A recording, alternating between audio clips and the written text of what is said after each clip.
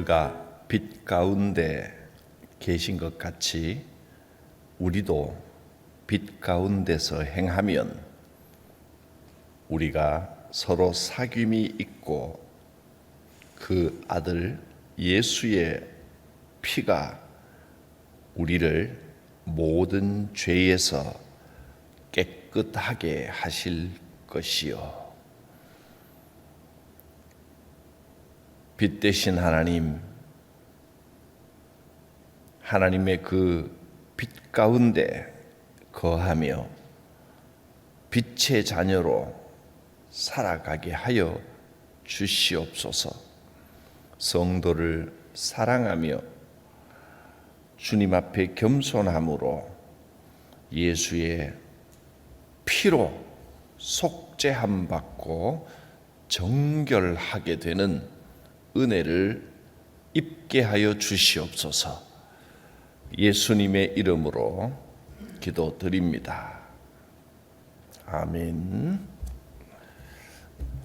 찬송가 407장입니다. 오늘은 어제 했던 찬송 그대로 407장, 408장 찬송할 것입니다. 구주와 함께 나 죽었으니 구주와 함께 나 살았도다. 영광의 그날에 이르도록 언제나 주만 바라봅니다. 언제나 주는 날 사랑하사 언제나 새 생명 주시나니 영광의 그날에 이르도록 언제나 주만 바라봅니다. 맘속에 시험을 받을 때와 무거운 근심이 있을 때에 주께서 그때도 같이 하사 언제나 나를 도와주시네. 언제나 주는 날 사랑하사 언제나 새 생명 주시나니 영광의 그날에 이르도록 언제나 주만 바라봅니다. 뼈 아픈 눈물을 흘릴 때와 쓰라린 마음으로 탄식할 때 주께서 그때도 같이 하사 언제나 나를 생각하시네. 언제나 주는 날 사랑하사 언제나 새 생명 주시나니 영광의 그날에 이르도록 언제나 주만 바라봅니다.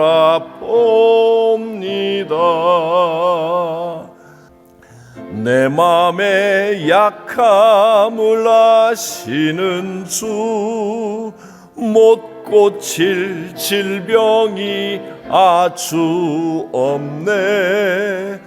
괴로운 날이나 기쁜 때나 언제나 나와 함께 계시네. 언제나 주는 날 사랑하사 언제나 새 생명 주시나니 영광의 그날에 이르도록 언제나 주만 바라봅니다.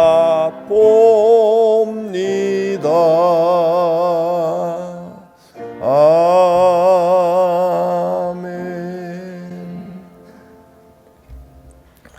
말씀은 요한 1서 2장 1절부터 11절까지입니다. 나의 자녀들아, 내가 이것을 너희에게 쓰면 너희로 죄를 범하지 않게 하려 함이라. 만일 누가 죄를 범하여도 아버지 앞에서 우리에게 예언자가 있으니 곧 의로우신 예수 그리스도시라. 그는 우리 죄를 위한 화목제물이니 우리만 위할 뿐 아니라 온 세상의 죄를 위하심이라. 우리가 그의 계명을 지키면 이로써 우리가 그를 아는 줄로 알 것이요, 그를 아노라 하고 그의 계명을 지키지 아니하는 자는 거짓말하는 자요 진리가 그 속에 있지 아니하니라. 누구든지 그의 말씀을 지키는 자는 하나님의 사랑이 참으로 그 속에서 온전하게 되었나니 이로써 우리가 그의 안에 있는 줄을 아노라. 그의 안에 산다고 하는 자는 그가 행하시는 대로 자기도 행할지니라.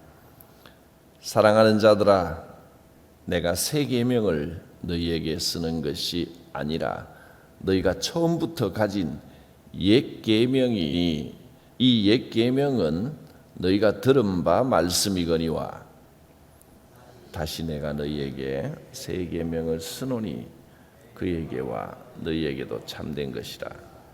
이는 어둠이 지나가고 참 빛이 벌써 비침이니라.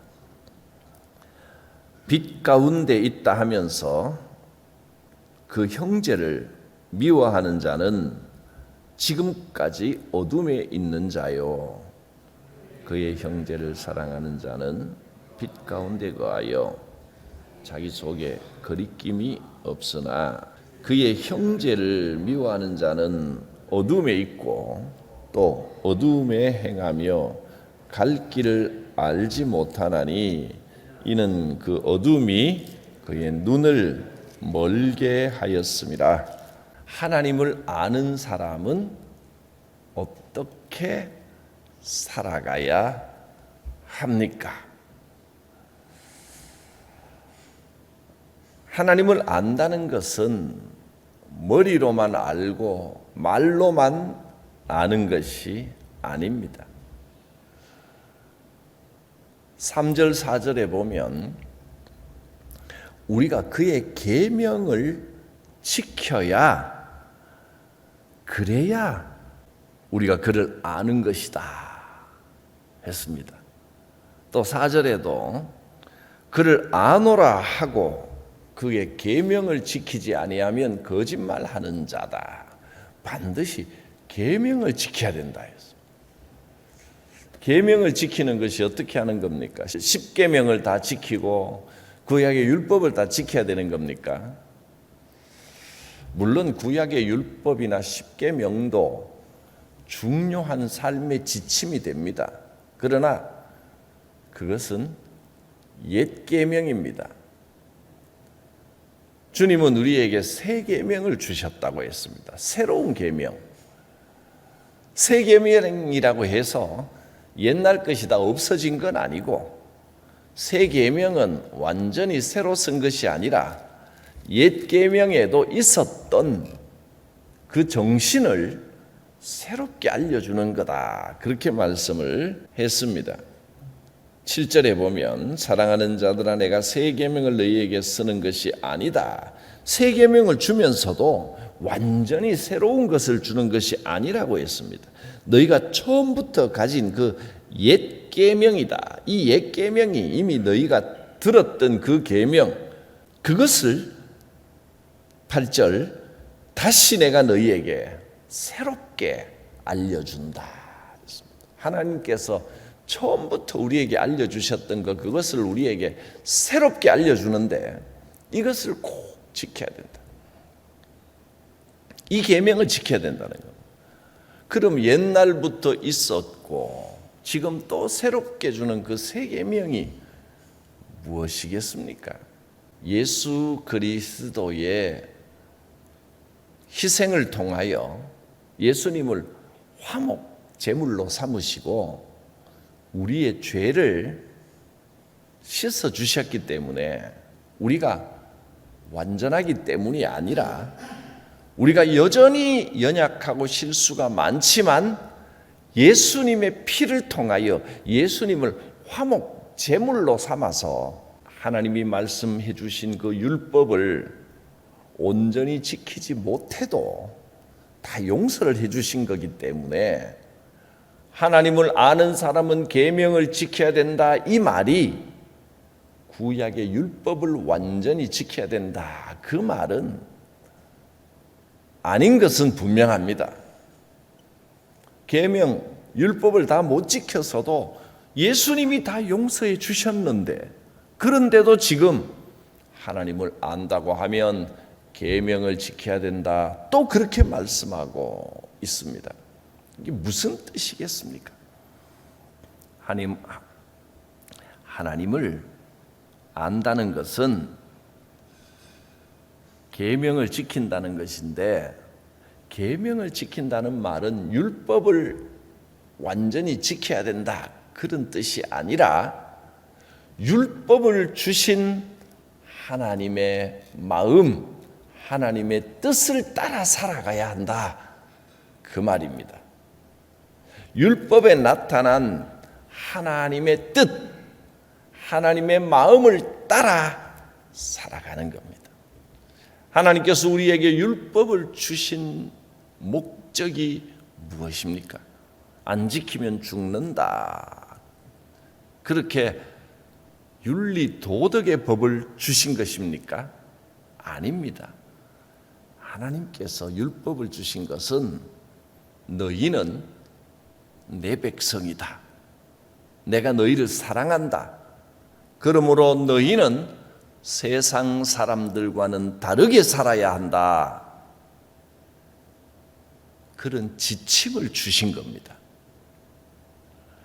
그러니까 하나님께서 우리에게 계명을 주신 목적은 하나님의 백성임을 언제나 생각하며 살아가라 하는 겁니다. 지키지 않으면 죽는다. 물론 그런 내용도 나와 있습니다. 그러나 그것이 율법의 목적이 아니라 엄중하게 경고를 하면서 절대로 너희가 내 백성인 것을, 내가 너희를 사랑한다는 것을 잊어버려서는 안 된다. 그것을 가르쳐 주신 겁니다. 그래서 율법 안에는 지켜야 할 많은 계명들이 있지만 또 한편으로 약한 자들을 보호하고 사랑하고 서로 지켜줘야 된다라고 하는 내용들도 많이 나와 있습니다. 하나님의 사랑을 본받아 서로 돌보면서 살아가야 한다 하는 뜻이 그 율법에 담겨 있는 것입니다. 고아와 과부와 장애인들과 이방인들, 연약한 자들을 돌보고 무시하지 말고 서로 사랑해야 한다. 그런 마음이 잘 나타나 있습니다. 그래서 하나님을 아노라 하면서도 하나님의 그 뜻을 지키지 아니하고 살아가는 자는 거짓말하는 자입니다. 하나님께서 우리에게 주신 새 계명, 그것은 서로 형제들을 사랑하라는 겁니다. 형제들은 피를 나눈 형제도 형제지만 특별히 요한 1서에서 말하는 형제 자매는 함께 믿는 성도들을 말하는 겁니다. 영적인 형제, 영적인 자매를 사랑하며 살아가야 한다. 그들이 완전하기를 바라지 말고 예수께서 나를 용서하시고 용납해 주신 것처럼 나도 단점이 많은 사람이니 다른 사람의 단점도 눈 감아줄 줄 알고 덮어줄 줄 알고 용납하여 받아들여 줄 아는 마음으로 서로 사랑하며 살아가야 합니다. 하나님을 아는 사람은, 예수 그리스도의 은혜를 받은 사람은 다른 사람을 사랑해야 한다. 그것이 요한 1서를 통해 하나님께서 우리에게 강력하게 주시는 메시지입니다. 하나님을 안다는 것, 예수님을 믿는다는 것은 다른 사람을 사랑하는 것이다.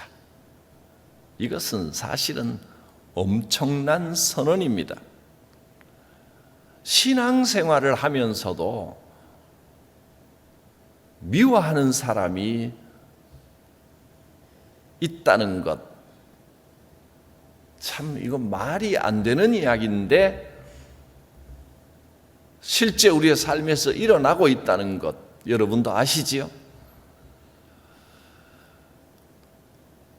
지금 하나님 앞에 예배를 드리면서도, 마음을 열고 말씀을 받아들이면서도 그래도 누구누구와는 상종하고 싶지도 않다, 이런 마음을 가지고는 진정으로 사랑의 주님 예수 그리스도, 나를 위하여, 이 죄를 위하여 목숨까지 버려 죽으신 그 예수님의 십자가를 바라볼 자격이 없다는 겁니다. 우리가 주님을 제대로 알지 못할 때는 뭐 그럴 수도 있습니다.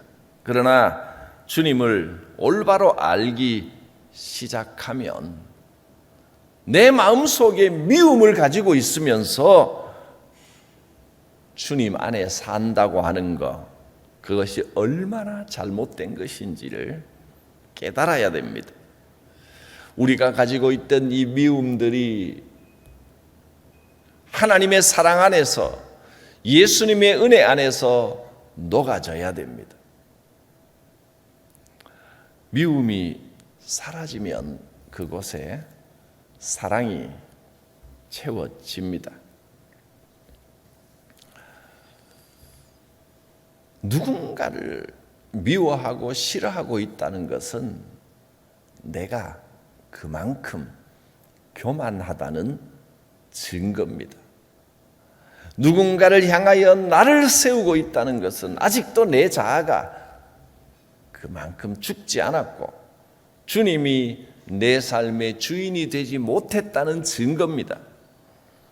그래서 9절 말씀은 이렇게 말씀합니다.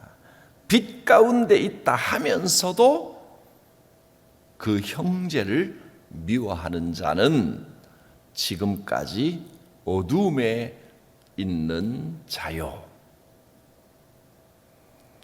미움은 성령님이 주시는 마음이 아닙니다.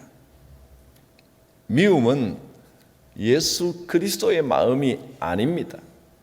미움은 사탄의 특징이고 어둠의 특징입니다. 말은 내가 빛 가운데 있다, 하나님을 알고 하나님을 믿는다, 말은 그렇게 하지만 형제를 미워하는 자는 여전히 어둠에 있는 자라. 또 11절 말씀, 그의 형제를 미워하는 자는 어둠에 있고 또 어둠에 행하며 갈 곳을 알지 못하나니 이는 그 어둠이 그의 눈을 멀게 하였습니다. 신앙생활한다, 교회를 다닌다 하면서도 형제를 미워하는 자는 어둠에 있기 때문에 어디로 가야 할지, 어떻게 살아야 할지 갈 곳을 알지 못한다. 눈먼 신앙생활을 하고 있다 하고 말했습니다. 주님을 안다고 하는 것은 주님이 보여주신 그 사랑, 그 희생을 본받는 일입니다. 6절 말씀을 봅니다.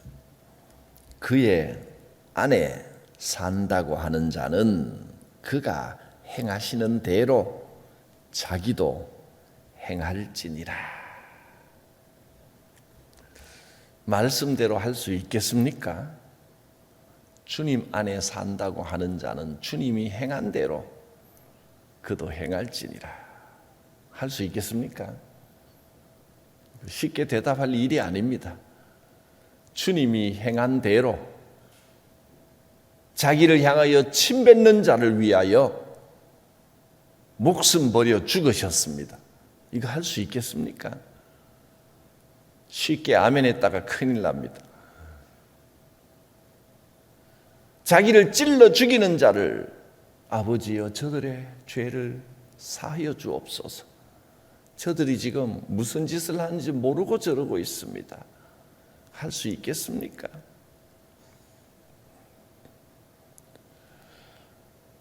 목회를 시작하면서 목사 안수를 받으면서 이 결단을 했습니다. 주님이 하는 일을 나도 행하겠습니다. 그것은 나를 욕하는 자를 보고 진심으로 웃어주는 일입니다. 애 먹이고 회방 놓고 난장을 해도 아버지 저 사람을 용서해 주십시오. 몰라서 그렇습니다. 나를 죽이려고 달려들어도 저 사람의 죄를 사하여 주옵소서. 지금 몰라서 저런 겁니다. 그 마음으로 살아야 목회가 되는 겁니다. 목회만 그렇겠습니까? 참 신앙의 삶도 마찬가지입니다. 그 마음으로 살아야 믿음의 삶을 살 수 있는 겁니다. 이제 두 가지 질문이 우리에게 주어졌습니다. 첫째, 당신은 하나님을 아십니까?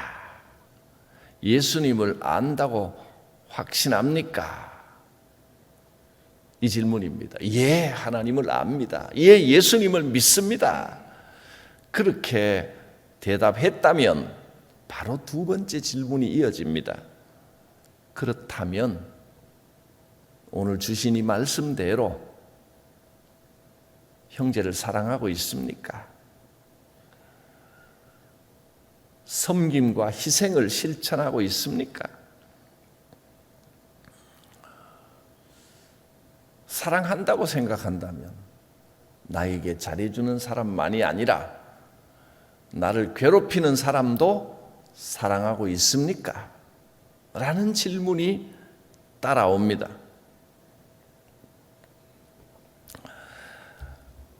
우리의 삶에는 살다 보면 어떤 관계든지 어느 정도의 이해관계가 다 끼어 있습니다. 옛날 속담에도 있잖아요. 가는 말이고 와야 오는 말도 곱다고. 사람은 누구나 고운 말을 기대합니다. 그럴 때 가끔은 상처되는 말들이 옵니다. 왜 저렇게 말하지? 왜 저렇게 행동하지? 불편합니다. 내게 피해가 오기도 합니다. 그래서 누군가 다른 사람들은 나에게 좀 잘해주기를 바라는 마음이 다 있습니다. 그리고 좀 잘해주는 사람에게는 나도 더 잘해주고 싶고, 좀 못하는 사람에게는 나도 똑같이 갚아주고 싶고, 그런 마음이 다 있습니다. 그런데 요한 사도를 통해서 우리에게 주시는 말씀은 그 본능적인 이해관계를 다 뒤집어 엎으라고 하십니다. 이해관계가 신앙보다 앞서면 안 된다. 신앙이 그런 본능적인 이해관계를 이겨야 한다. 잘해주는 사람이나 못해주는 사람이나 똑같이 사랑할 수 있겠느냐? 라고 물으십니다. 참 이거 대답하기 쉽지 않습니다. 당연합니다, 주님 하고 즉답하기가 어렵습니다. 그래서 그것이 신앙의 훈련이고 신앙의 노력입니다. 하나님, 잘해주는 사람뿐 아니라 상처 주는 사람까지도 똑같이 주님의 마음으로 사랑하게 하옵소서. 그렇게 날마다 노력하는 겁니다. 훈련하는 겁니다. 이해관계에 얽혀서 삐지고 화내고 짜증내고 상처받고 투덜거리고 욕하고, 그것이 올바른 신앙생활은 아니잖아요. 알면서도 우리는 좀 완전히 벗어나지 못합니다만은 노력해야 됩니다. 주님, 그런 이해관계 때문에 흔들리지 않게 하옵소서. 이해관계와 계산을 뛰어넘는 주님의 사랑을 실천하게 하옵소서. 그것이 하나님을 아는 자의 삶입니다. 쉽지는 않을 겁니다. 그러나 그렇게 마음먹고 그렇게 노력할 때 하나님께서 기뻐하시고 반드시 함께 하시고 복 주십니다. 기도합니다. 하나님 아버지, 하나님을 안다고 하면서도 사실상 구체적으로는 작은 것 하나도 실천하기 힘들었고 머뭇거렸던 우리들의 모습을 고백합니다. 주님을 사랑한다고 말하지만 내 이해관계가 앞서고 내 이기심과 고집이 앞섰던 연약함을 용서하여 주시옵소서. 나를 위하여 죽으신 주님, 처음부터 끝까지 나를 사랑하여 주신 성부 하나님, 지금도 나를 감동하여 주시는 성령님을 의지하며 새로운 결단을 주옵소서. 예수님의 이름으로 기도드립니다. 아멘. 나 어느 곳에 있든지 늘 마음이 편하다. 주 예수 주신 평안함 늘 충만하도다. 나의 마음속이 늘 평안해. 나의 마음속이 늘 평안해. 악한 죄 파도가 많으나 마음이 늘 평안해. 내 마음에 솟는 영생수 한없이 흐르니 목마름 다시 없으며 늘 평안하도다. 나의 마음속이 늘 평안해. 나의 마음속이 늘 평안해. 악한 죄 파도가 많으나 마음이 늘 평안해. 참되신 주의 사랑을 영원치 못하네. 그 사랑 내 맘 여시고 소망을 주셨네. 나의 마음속이 늘 평안해. 나의 마음속이 늘 평안해 악한 죄 파도가 많으나 맘이 늘 평안해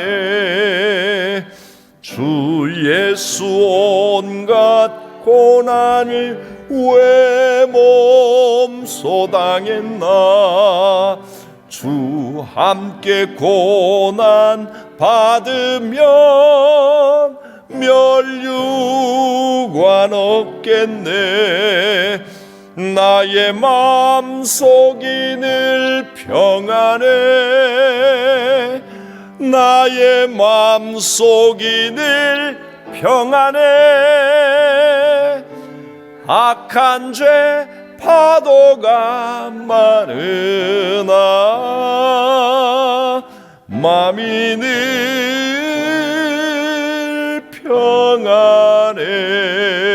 평안해. 주님 가르치신 기도 함께 드립니다. 하늘에 계신 우리 아버지, 아버지의 이름을 거룩하게 하시며 아버지의 나라가 오게 하시며 아버지의 뜻이 하늘에서와 같이 땅에서도 이루어지게 하소서.